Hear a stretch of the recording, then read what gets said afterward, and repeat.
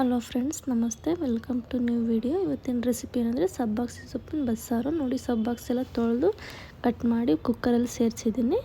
ಒಂದು ಅರ್ಧ ಕಪ್ಪಷ್ಟು ತೊಗರಿಬೇಳೆ ಮತ್ತು ಅರ್ಧ ಕಪ್ಪಷ್ಟು ಹೆಸರು ಕಾಳನ್ನ ತೊಳೆದ್ಬಿಟ್ಟು ಸೇರಿಸ್ಕೊಳ್ತಾ ಇದ್ದೀನಿ ನೋಡಿ.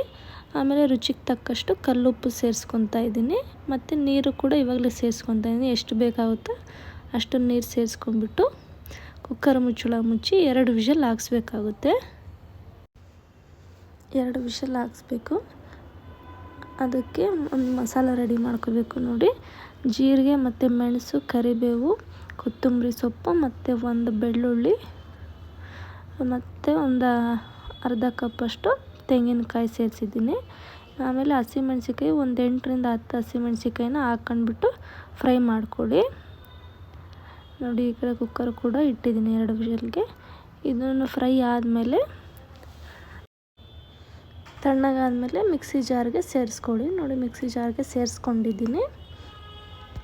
ಈ ಕಡೆ ಸೊಪ್ಪು ಮತ್ತು ಕಾಳು ಕೂಡ ವಿಷಲ್ ಆಗಿದೆ. ತಣ್ಣಗಾದಮೇಲೆ ಓಪನ್ ಮಾಡಿಬಿಟ್ಟು ನೋಡ್ತಾ ಇದ್ದೀನಿ ನೋಡಿ. ಈ ಥರ ವಿಷಲ್ ಮೇಲೆ ಎತ್ಬಿಟ್ಟು ಓಪನ್ ಮಾಡ್ತಾಯಿದ್ದೀನಿ ನೋಡಿ.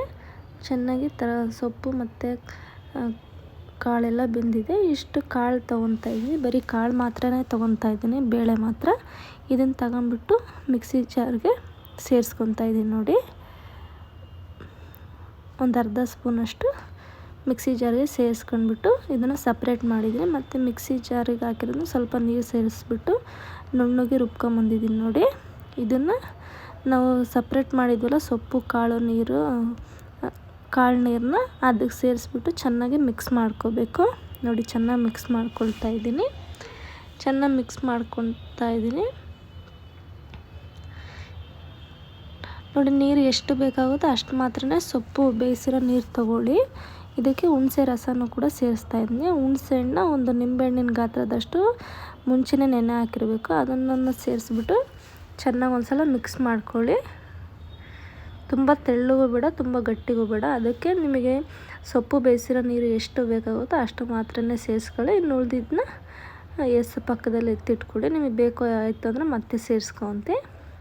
ಮತ್ತು ಈ ಕಡೆ ತಟ್ಟೆಗೆ ಸೊಪ್ಪನ್ನು ಕೂಡ ನೀರಿಂದ ಸಪ್ರೇಟ್ ಮಾಡಿದ್ನಲ್ಲ, ಇದನ್ನು ಎಕ್ಸೆಸ್ ಆಫ್ ನೀರಿರುತ್ತಲ್ಲ ಅದನ್ನು ಕೂಡ ಕೈಯಲ್ಲಿ ಈ ರೀತಿ ಹಿಂಡ್ಬಿಟ್ಟು ಎಲ್ಲದನ್ನು ಒಂದು ಪ್ಲೇಟಲ್ಲಿ ಇಟ್ಕೋಬೇಕಾಗುತ್ತೆ.